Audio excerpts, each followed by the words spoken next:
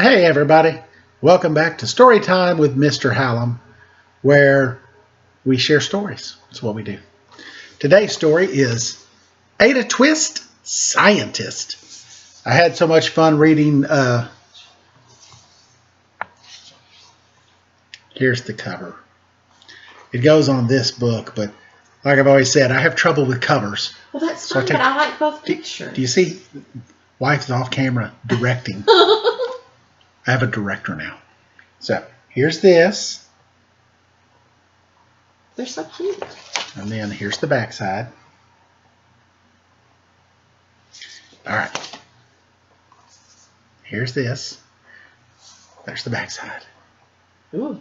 Now that's a teacher getting blowed up. Let's see what's happened. Let's make some predictions. Science.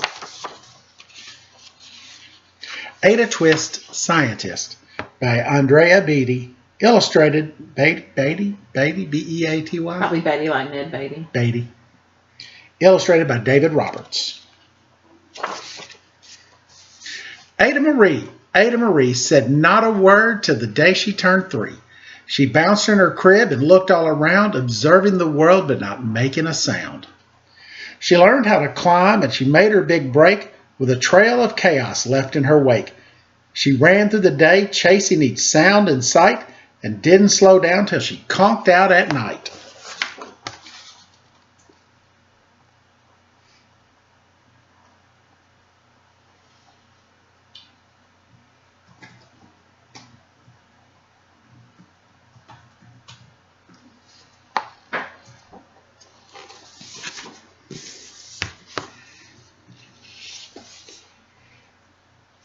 Look, there's a Snoopy. He's got a Snoopy. You can tell it's Snoopy because he's laying on his back with a big nose and his ears are spread out.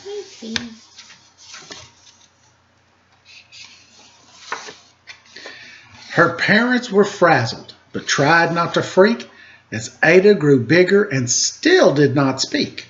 Clearly young Ada, with lots in her head, would have something to say when it ought to be said.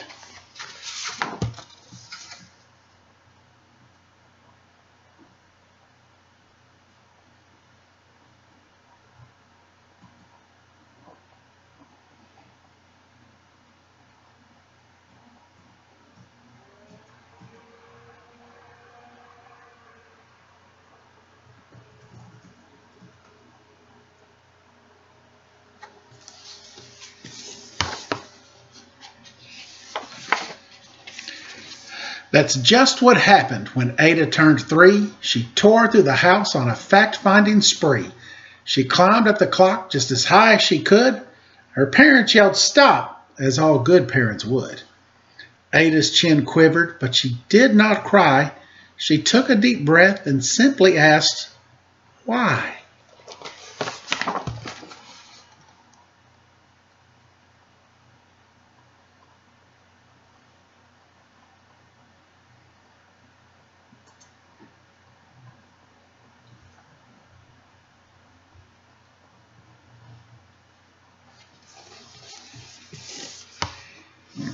I like her brother.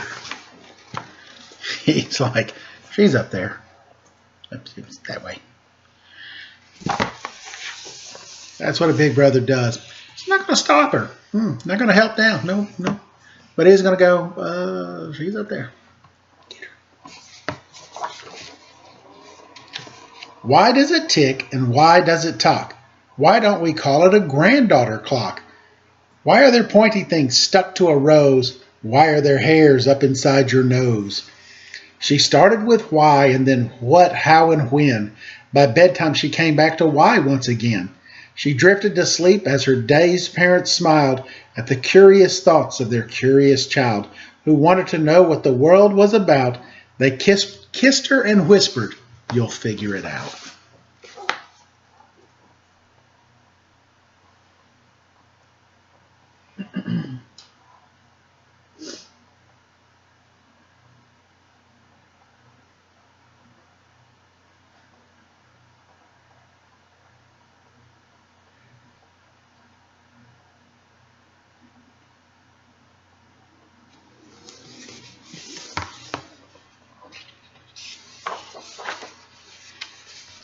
Why? What? How? When? Why?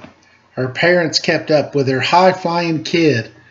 What does that do? Why won't it? What is this for? Will it be the same? Will it? What if? Why? What, when? Why?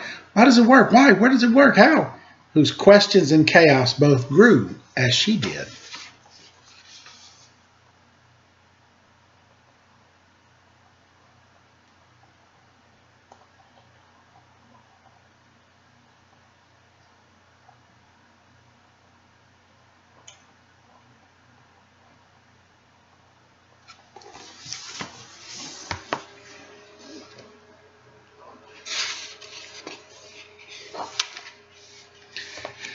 Even Miss Greer found her hands were quite full when young Ada's chaos wreaked havoc at school.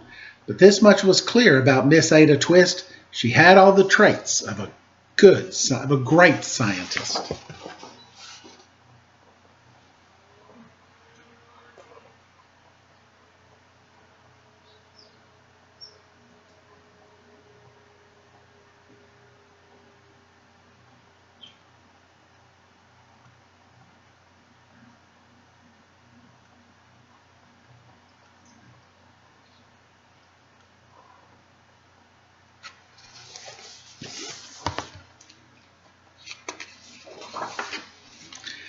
Ada was busy that first day of spring, testing the sounds that make mockingbirds sing, when a horrible stench whacked her right in the nose, a pungent aroma that curled up her toes.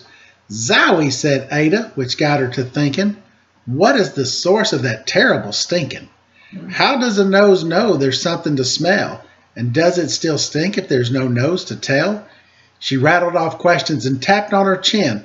She'd start at the start where she ought to begin. A mystery, a riddle, a puzzle, a quest. This was the moment that Ada loved best.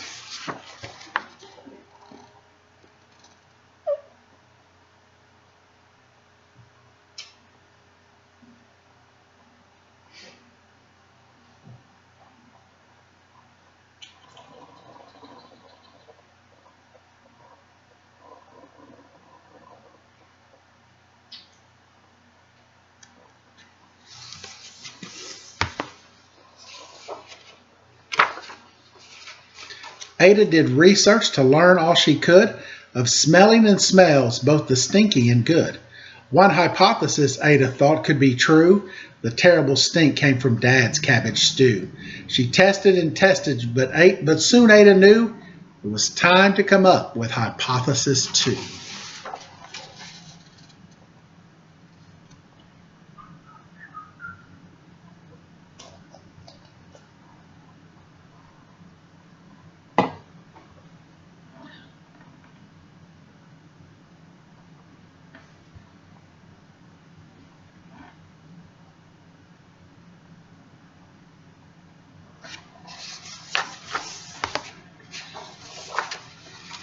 Then Zowie, the stink struck again, just like that. Hypothesis 2: it's caused by the cat. The cat couldn't make such a stink on its own. It needed perfume and some fancy cologne. So young Ada tested. The test was a flop. She started again, but her parents yelled, "Stop!" Look at the cat.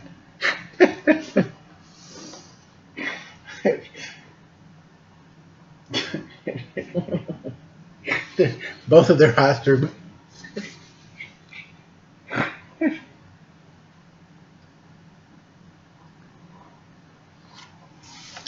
It's probably bad when the person who's reading you the story is giggling. I apologize. But it just makes me laugh to look at their eyes because they're both like, the cat probably like, "I don't want to go in here," and Ada like, "What?" Ada Marie, to the thinking chair now. But be there, let me try that again. Ada Marie, to the thinking chair now. By the time we count to 3. "Enough," said her mother. "That's it," said her dad. Her parents were frustrated, frazzled, and mad. "Why?" Ada questioned. Her mother said, "No." "What?" Ada queried. Her father said, "Go. You've ruined our supper. You've made the cat stink. Enough with your questions. Now sit there and think." She looked at her parents and her heart turned to goo. Poor Ada Twist didn't know what to do.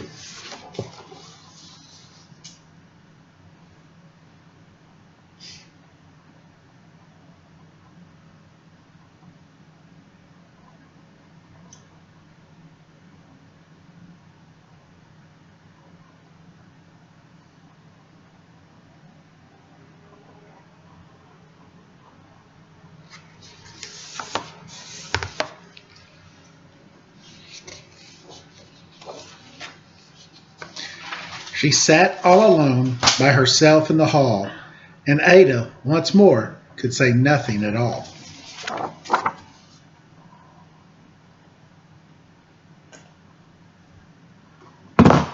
Sorry.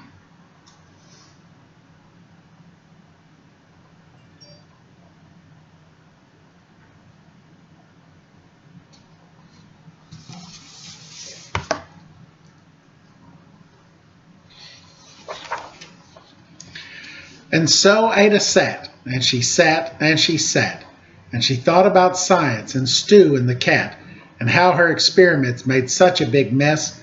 Does it have to be so? Is that part of the success? Are messes a problem? And while she was thinking, what was the source of that terrible stinking? Ada Marie did what scientists do. She asked small questions, and then she asked two. And each of those led her to three questions more, and some of those questions resulted in four. As Ada got thinking, she really dug in. She scribbled her questions and tapped on her chin. She started at why and then what, how, and when, and at the end of the hall she reached why once again.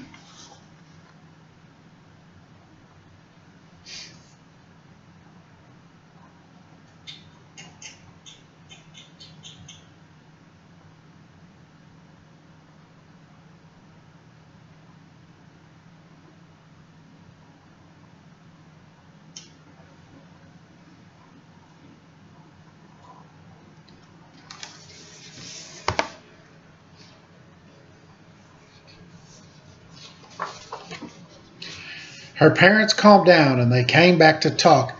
They looked at the hallway and just had to gawk. Not a patch of bare paint could be seen on the wall. The thinking chair was now the great thinking hall. They watched their young daughter and sighed as they did. What would they do with this curious kid who wanted to know what the world was about? They smiled and they whispered, "We'll figure it out."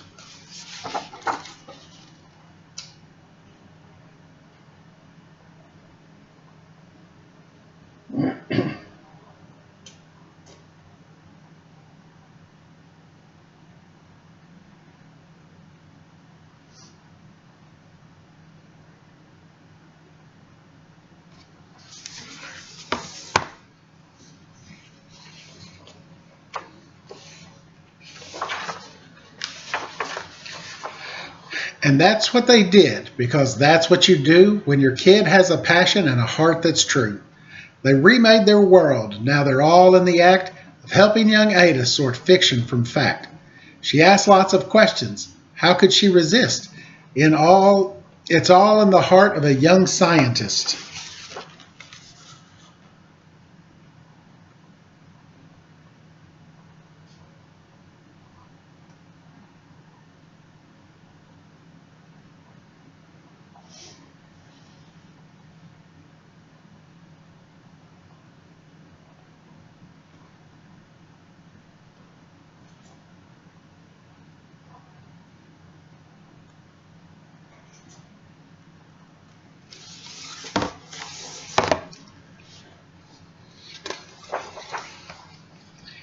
As for that smell, what can Ada Twist do but learn all she can with her friends in grade 2? Will they discover the stink that curls toes? Well, that is the question, and someday, who knows?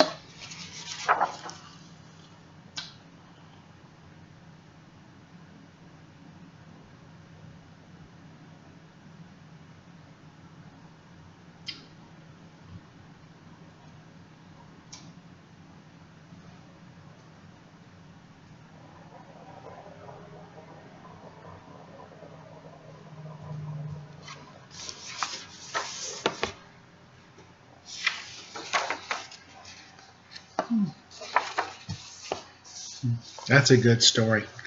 I do like Ada Twist, scientist. And it's true, really. Albert Einstein said that kids make the best scientists because we're always asking questions. Why did this happen? Where's this? What for? How come? Why? What happens is eventually you get old enough and people beat the questioning out of you. They're like, stop asking questions. Don't ask so many questions. And people stop asking questions and they say, well, never mind. It's probably not worth knowing. It is worth knowing. So you go ahead and you ask questions. Yes, sometimes teachers are going to get frustrated. We're going to say, hey, could you slow down a little bit? I know. I was a science lab teacher. I taught science lab for like 15 years. Kids ask questions. Eventually, you just have to go, okay, look, we can't answer all the questions, but keep asking them. Keep writing them down, okay?